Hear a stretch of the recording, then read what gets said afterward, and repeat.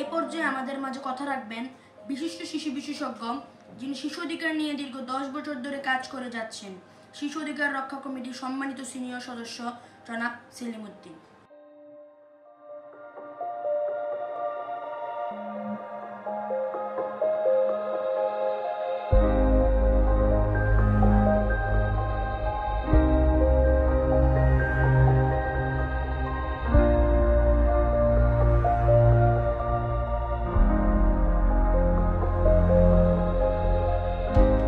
আজকে শিশুরাই আগামী দিনের ভবিষ্যৎ।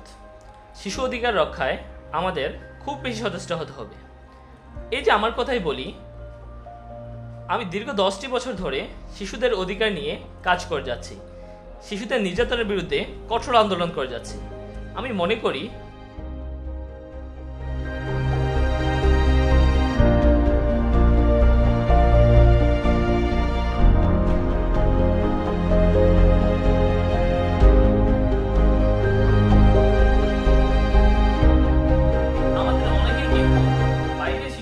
নিয়ে অনেক কথাই বলে, কিন্তু নিজের বাসায় শিশু অধিকার রক্ষা করতে পারে না।